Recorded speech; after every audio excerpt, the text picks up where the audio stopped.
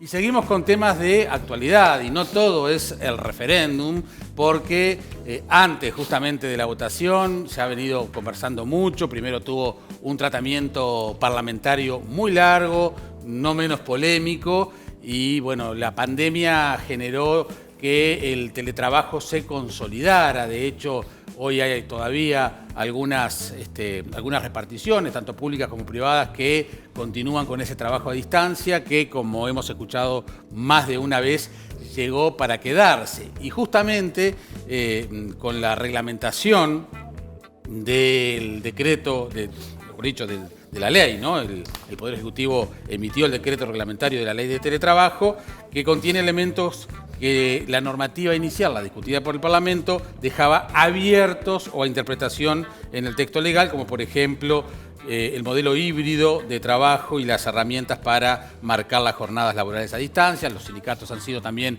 muy críticos con respecto a esto, así que vamos a intentar entender algo de la reglamentación justamente de la ley de teletrabajo. Estamos en comunicación a distancia justamente con Beatriz Durán, que es abogada, magíster en Derecho del Trabajo y de la Seguridad Social, profesora adjunta de Derecho del Trabajo de la Universidad de la República. Beatriz, buen día, ¿cómo estás? Muy buenos días, muy bien, ¿y ustedes? Muy bien, bueno, gracias por estar allí. Y bueno, queremos saber más cómo va a cambiar la vida de los teletrabajadores y cómo llega esta reglamentación y cómo se va a organizar el teletrabajo de aquí en más. Bueno, el decreto reglamentario, el 86 de este año, es bien fresquito, ahora de marzo del 2022. Es un decreto reglamentario de la ley de teletrabajo, como bien decías tú, y es tan genérico como la ley. Es decir, algunas lagunosidades o algunos enfrentamientos doctrinarios en relación a la lectura de la ley deja abierto este decreto, sigue dejando abierto este decreto, porque también es general a nuestro criterio. Si bien esto es muy incipiente, todavía no se ha empezado a escribir y a ver las distintas posiciones en relación a este decreto reglamentario, en lo personal pienso que sí, que es muy genérico, que es muy general, y que esta reglamentación no despeja algunas dudas y deja librado al acuerdo de partes de cómo se va a desarrollar este trabajo de aquí en más. Deja librado a la voluntad de las partes cómo se va a acordar, cómo se va a desarrollar este trabajo, y en esta rama del derecho laboral, en el contrato laboral, es un tanto... no es como cualquier otro contrato donde las partes están en igualdad de condiciones. Acá en el contrato de trabajo, el trabajador se encuentra en una posición de inferioridad en relación a la toma de decisiones con respecto al empleador. El empleador obviamente tiene un poder de dirección, un poder de organización de trabajo y de su empresa, porque es el que puso el capital a funcionar.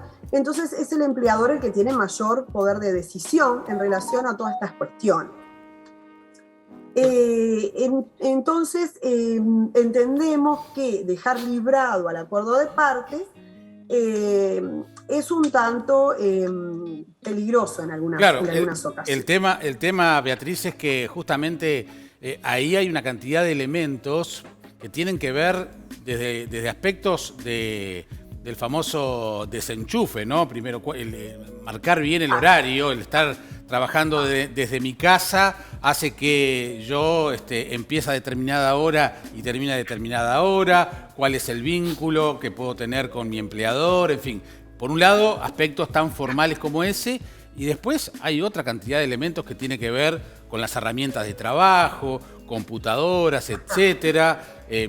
Tiene que ver hasta con, yo qué sé, temas de salud. El otro día un colega suyo planteaba en la radio en una entrevista que pasa hasta con las sillas en las que uno está, digamos. Uno va a estar todo el día trabajando y bueno, y puede afectar hasta su salud.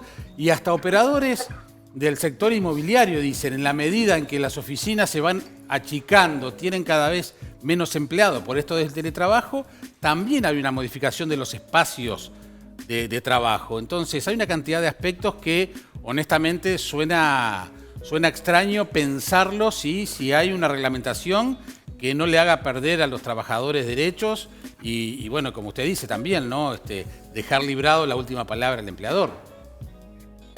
Sí, de todas maneras hay que considerar lo siguiente. En la ley, ya en el artículo 10 de la ley se decía que los teletrabajadores no iban a perder ningún tipo de derecho en lo individual ni en lo colectivo, como era razonable y obvio, aunque no lo dijera, no lo iban a perder, porque nuestro ordenamiento jurídico sigue regulando el trabajo de este tipo, porque el teletrabajo es una modalidad de trabajo, simplemente una modalidad de trabajo, que además no es voluntaria, no te la pueden imponer.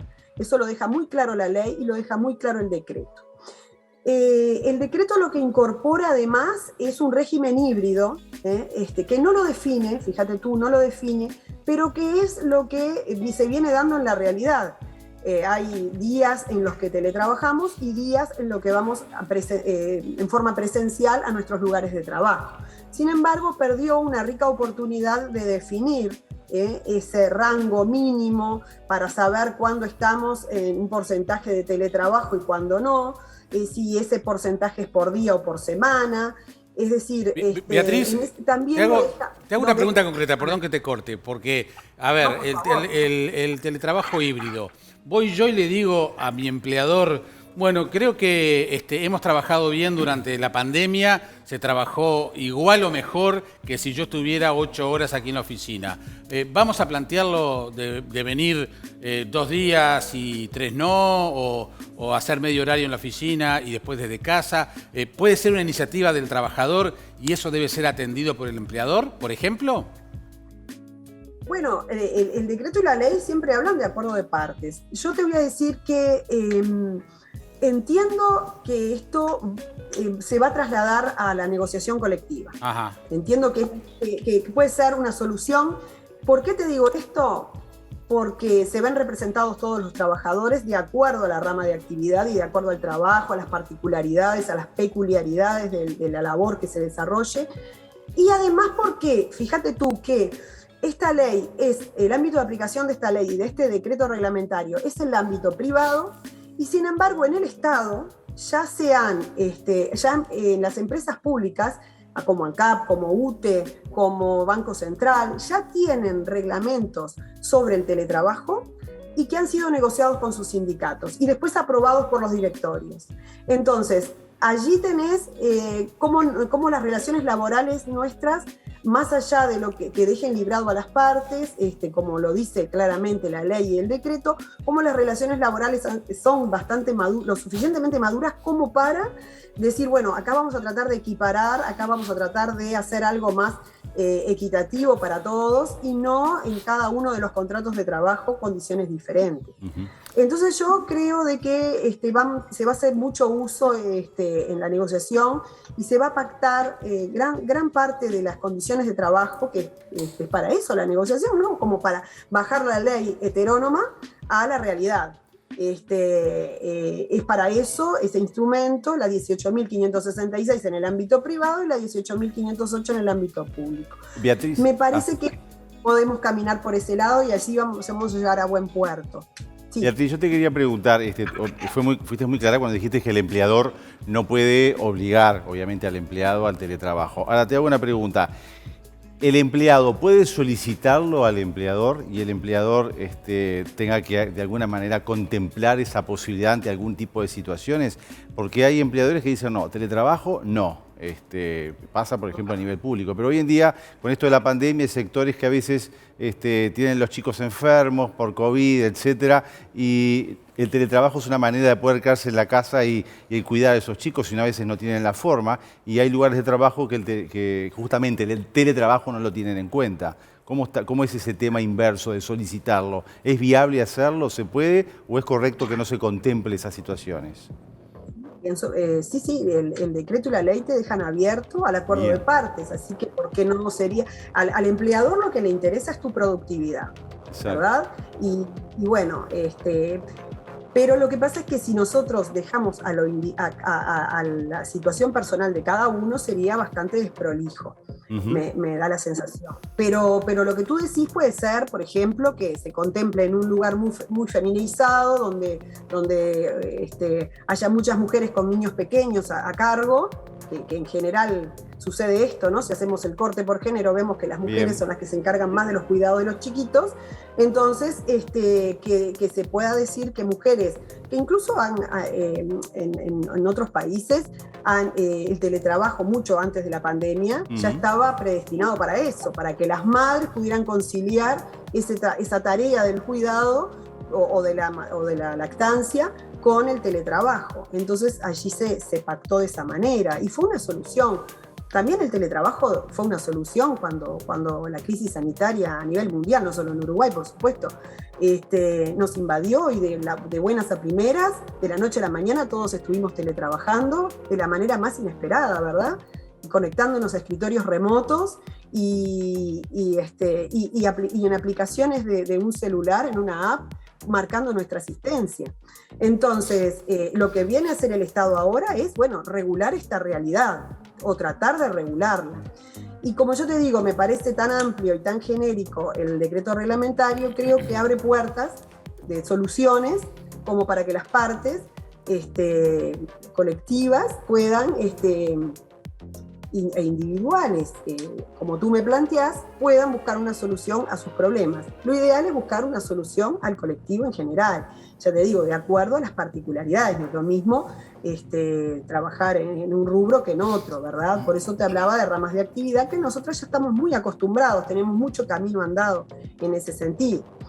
Beatriz, pero fíjate, sí. te hago una pregunta muy cortita nada más porque tenemos que ir redondeando. Se habla de una carga horaria semanal y no tanto la carga horaria en el día, como estamos acostumbrados a quizás 8 o 9 horas por día, sino que bueno, se puede dividir esta carga durante la semana. Pro y contras que me puedas decir de esta situación. Y bueno, ese es el punto neurálgico, ¿no? Ese es el punto neurálgico. Acá el artículo 8 de la ley fue bastante discutido por la doctrina en su momento, porque justamente se dice que se decía que vos podés trabajar 16 horas en el día porque tenés 8 horas entre jornada y jornada de descanso, de desconexión. Entonces vos podés trabajar 18 superando las 8 horas y sin que se te pague horario extra. Pero eso se va a compensar con horas en otro día donde vos puedas hacer solo 2 horas de repente. Entonces vos a vos se te va a contemplar el horario extraordinario, como tú bien decís, cuando superes el horario contemplado en la semana, ya sean 40, 48 horas semanales. Allí recién va a ser el horario extraordinario. Eso fue muy criticado. Eso puede ser, para algunos sectores de actividad puede ser muy ventajoso, para otros no. Pero está eso de trabajar más de las 8 horas y lo que decía en relación a los riesgos psicosociales que ahora las empresas deben contemplar y los riesgos ergonómicos. ¿Por qué? Porque se desdibuja mucho el tiempo de trabajo cuando estás en tu casa. Entonces, vos tendés a trabajar más del tiempo debido. Por eso adquiere otra importancia el tema del desenchufe, ¿no? El tener bien claro el respaldo de que me podés mandar mensajes hasta tal hora y chao, después no me hago responsable, porque si no... Pero es muy difícil. Bueno, no te pueden sancionar cuando estás fuera de horario, ¿no? Y cuando vos no cumplís una tarea que se te solicita. Lo bueno de este decreto es que delimita, cosa que no lo hacía la ley, la desconexión entre las jornadas y además aclara que también hay una desconexión con los horarios intermedios, los descansos semanales, que antes parecía como que era todo uno. Está claro. Y ahora, bueno, dice, no, las jornadas por un lado y los descansos por otro. Está claro. Beatriz, muy atenta, muchísimas gracias. No dudo que te molestemos Muchas nuevamente. Cosas por decir, pero les agradezco. Por favor, y seguramente seguiremos con este tema. Beatriz Durán, abogada, magíster en Derecho del Trabajo y de la Seguridad Social y profesora adjunta de Derecho del Trabajo de la Universidad de la República.